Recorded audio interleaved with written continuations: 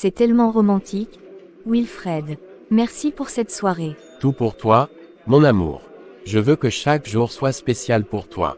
Avec toi, chaque jour est spécial. Parle-moi de tes rêves, Wilfred. Je rêve de fonder une grande famille avec toi, de voyager ensemble et de vivre heureux jusqu'à la fin de nos jours. Oh, c'est mignon. Le voyant comme ça, je suis sûre que vous avez pensé que Wilfred est un ange et que nous sommes très heureux. Wilfred et moi sommes mariés il y a peu. En réalité, à cette époque j'étais sur un petit nuage parce que je voyais la tendresse et l'amour inconditionnel de mon mari au quotidien depuis notre mariage. Mais j'étais loin de me douter de ce qu'il me réservait. J'ai quelque chose pour toi, Lisa. Qu'est-ce que c'est? C'est un collier, pour te rappeler chaque jour combien je t'aime. Oh Wilfred, c'est magnifique. Je t'aime tellement. Wilfred, pourquoi es-tu rentré tard ce soir? J'ai eu une réunion de dernière minute au travail. Désolé de ne pas t'avoir prévenu. J'étais juste inquiète. Je sais que tu travailles pour nous deux. Merci de comprendre. Je t'aime Lisa. Comme je vous l'ai déjà dit, Wilfred savait me parler. Il savait comment me rassurer. Avec toute cette attention et cette tendresse, je savais que mon homme m'aimait. Et je l'aimais moi aussi de tout mon cœur et j'étais prête à tout pour lui. Bonjour, mon amour. Bien dormi? Oui, enfin, pas vraiment. J'ai beaucoup de stress au travail. Oh, désolé d'entendre ça. Tu veux en parler? Non, ce n'est rien. Juste laisse-moi tranquille un moment. Le dîner est prêt, Wilfred. C'est ton plat préféré. Merci. Tu es sûr que tout va bien? Tu ne sembles pas toi-même ces derniers temps. Pourquoi toujours cette question? Je t'ai dit que c'était le travail. D'ailleurs, tu m'as coupé l'appétit. Je vais me coucher. Le changement soudain de mon mari me laissait perplexe. Je ne savais pas ce qui se passait. Je me disais, peut-être ai-je fait quelque chose, mais j'étais prête à tout arranger, sans savoir que c'était le début de mon cauchemar. Lisa, j'ai besoin que tu fasses quelque chose pour moi. Bien sûr. Qu'est-ce que c'est? J'ai besoin que tu jettes ce verre d'eau par la fenêtre. Pourquoi? Ça n'a pas de sens.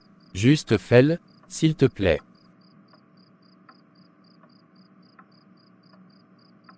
Lisa, tu sembles préoccupée.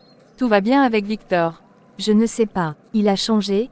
Il est distant et fait des demandes étranges. Peut-être qu'il traverse une phase difficile. As-tu essayé de parler avec lui? Oui. Mais il ne veut pas en parler. Je ne sais quoi faire. Tout ira bien, Lisa. Merci, Valérie.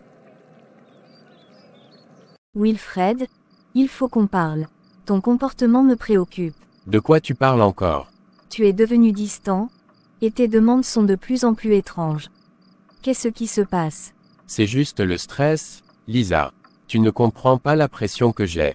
Je veux comprendre, mais tu dois me parler. Peut-être que tout ça est de ma faute. Peut-être que je ne suis pas un bon mari.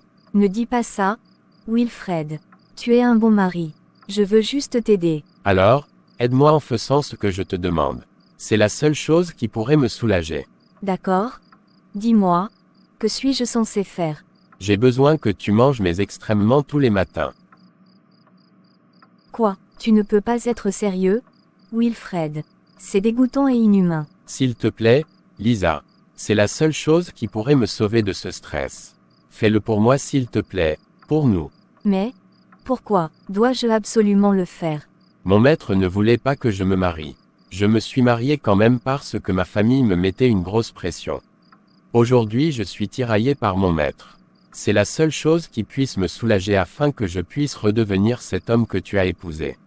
S'il te plaît. Ton maître, tu fais partie d'une secte. Je dirais plutôt d'une église. Tu dois commencer à le faire dès demain matin. Bonne nuit mon amour. Wilfred savait depuis le début ce qu'il allait me faire endurer. Il a donc commencé par me tester avec des demandes étranges. Il me faisait me culpabiliser pour ce changement et cela m'avait déjà préparé psychologiquement à tout faire pour résoudre le problème. Et c'était là la signature de ma chute, le début de mon cauchemar. Est-ce que tu es prête? Non. Mais si c'est vraiment ce que tu veux. Ça nous aidera, Lisa. Nous serons plus forts après ça. D'accord? Je vais le faire. Yes. Oh, mon amour, tiens cet argent, 23 000 euros. Fais-toi plaisir, je t'aime. Merci. Bienvenue, mon amour. Je t'attendais. Je me sens pas bien, Wilfred. Je suis vraiment malade. Ça va passer, c'est juste une réaction initiale. Je ne sais pas si je peux continuer comme ça. C'est insupportable. Nous trouverons un moyen. Tu es forte, Lisa.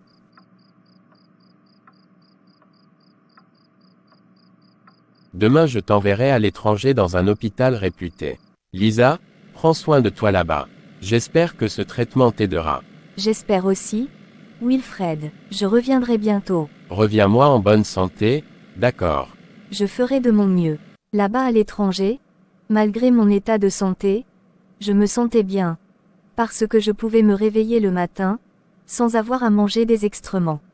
Les médecins étaient étonnés des résultats, ils voyaient des microbes qui ne pouvaient que provenir des excréments, dans mon organisme. Ils me posaient des questions à savoir comment cela était possible, mais je ne pouvais rien dire. Wilfred prenait de mes nouvelles tous les jours. Il était tellement tendre et attentionné que je me suis dit qu'il avait finalement compris que c'était mal et inhumain ce qu'il me faisait vivre.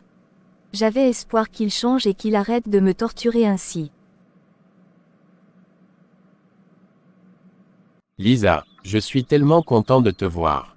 Comment te sens-tu? Un peu mieux, mais encore fragile. Le traitement a été difficile. Viens, repose-toi maintenant, je vais prendre soin de toi. J'ai appris que Wilfred a offert une grande parcelle de terrain à mes parents. À moi, il m'offre 23 000 euros chaque fois que je mange ses excréments. Pourquoi fait-il cela? Et où prend-il tout cet argent? Ça ne fait même pas encore 10 mois qu'on est mariés. Si je m'en vais, que vont penser les gens? Wilfred est tellement apprécié auprès de mon entourage. Me croiront-ils? Je suis épuisée, je ferais mieux de me reposer. Lisa, j'ai besoin que tu continues ce que tu faisais avant de partir.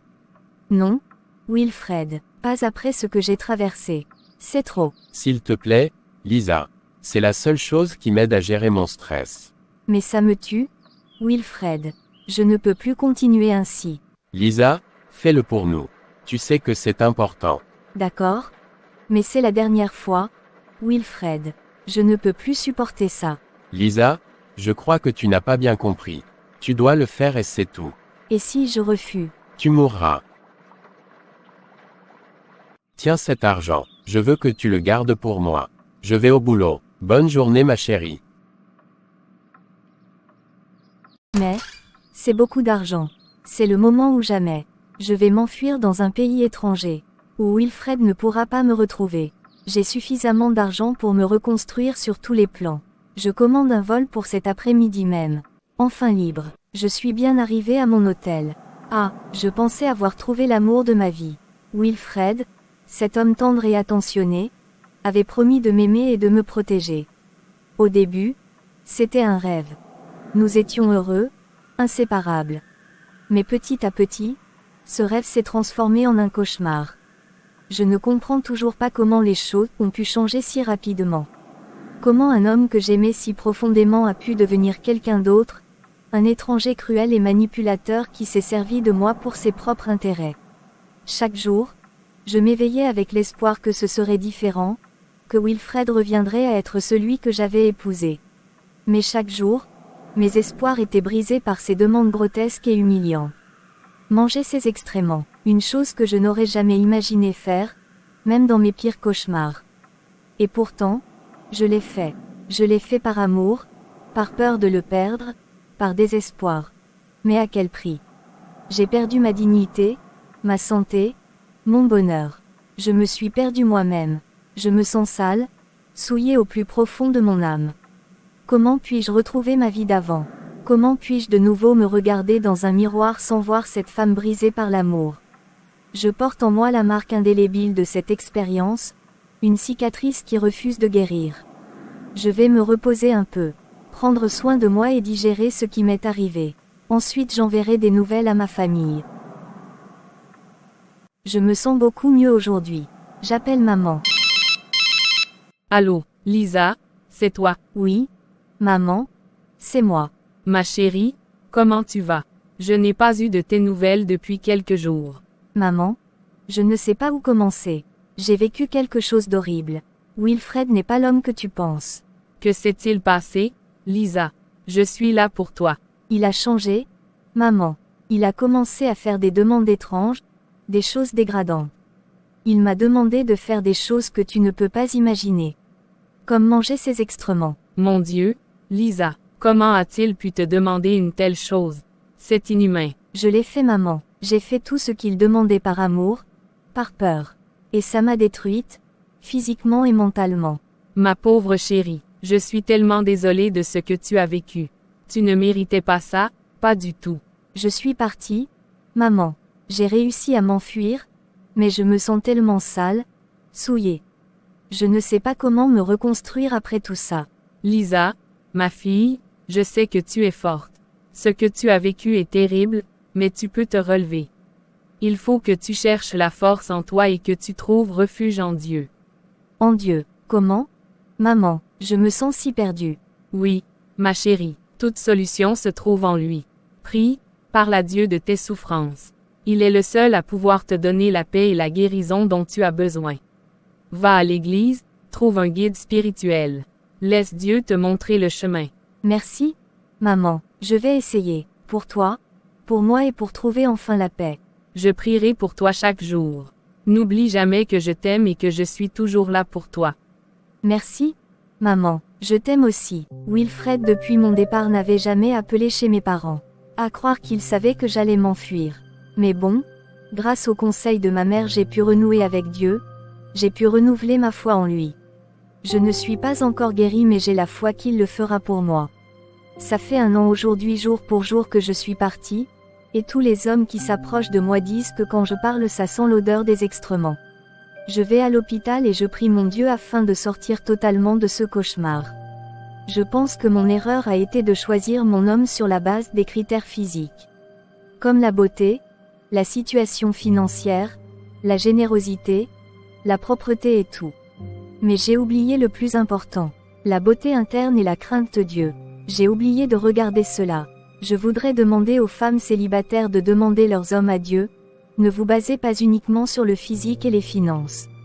Regardez aussi le côté spirituel. Est-ce que c'est un homme pieux? A-t-il la crainte de Dieu? Peut-il m'aider à mûrir et grandir dans ma foi en Jésus-Christ? Ces questions sont essentielles à se poser et aussi à vérifier. Demandez à Dieu l'esprit du discernement pour ne pas vous retrouver dans une situation comme la mienne.